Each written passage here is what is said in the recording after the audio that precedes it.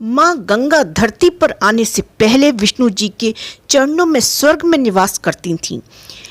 ऋषि भागीरथ ने गंगा अवतरण हेतु घोर तपस्या की थी। उनकी कठोर तपस्या से प्रसन्न होकर ब्रह्मा जी ने गंगा की धारा को अपने कमंडल से छोड़ा। जब भगवान शंकर ने गंगा की धारा को अपनी जटाओं में समेटकर जटाएं बांध ली, क्योंकि गंगा का वेग इतना तेज था, अगर सीधे धरती पर उतरती तो छेद हो जाता और वो सीधे पाताल में निकल जाती। इसलिए जरूरी था उनका वेग कम किया जाए। इसलिए भगवान शंकर ने अपनी जटाओं में बांध लिया था। बाद में भागीरथ की आराधना के बाद उन्होंने गंगा को अपनी जटाओं से मुक्त कर धरती पर उतार दिया।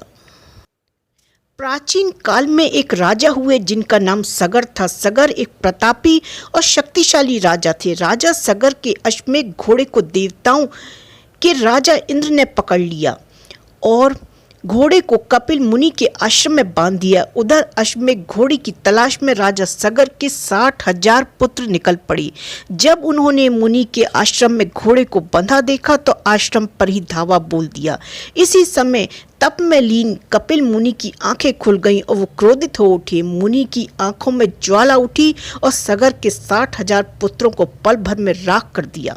राजा सगर के एक और पुत्र अंशुमान को जब ये बात पता चली तो उन्होंने कपिल मुनि से अपने भाइयों की आत्मा के उद्धार की प्रार्थना की। जब कपिल मुनि ने उन्हें बताया कि अगर पवित्र गंगा का जल भस्म हुए सगर पुत्रों पर छिड़का जाए तो उन्हें मुक्ति मिल सकती है, अंशुमान ने बहुत कोशिश की, लेकिन वो अपने भाइयों को कपिल मुनि के कोप से मुक्त नहीं करा सकी। बाद में उनके पोते राजा भागीरथ ने अपने पूर्वजों की आत्मा की शांति के लिए तपस्या करने का बीड़ा उठाया। पूर्वजों का उद्धार करने के लिए भागीरथ ने कठोर तपस्या की। आखिरकार गंगा को धरती पर आने की उनकी प्रार्थना को स्वीकार करना पड़ा। अब सवाल ये था कि गंगा धरती पर आए कैसे।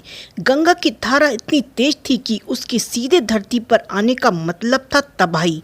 तब भागीरथ ने एक बार फिर तपस्या कर भगवान शिव से मदद की गुहार की। भोले शंकर ने गंगा को अपनी जटाओं से होकर धरती पर जाने के लिए कहा और तब जाकर राजा सगर के 60,000 पुत्रों का और उन्हें मुक्ति मिली। भागीरथ आगे आगे जा रहे थे और गंगा उनके पीछे पीछे चल रही थी। राजा भागीरथ पतित पावनी के गंगोत्री से लेकर गंगा सागर तक गए, जहां उन्होंने कपिल मुनि से विनती की कि वो उनको अपने श्राप से मुक्त करें। गंगा की अमृतधारा भागीरथ की कठोर तपस्या का फल थी। मोक्षदायिनी मां गंगा को धरती पर देखकर महर्षि कपिल प्रसन्न हुए।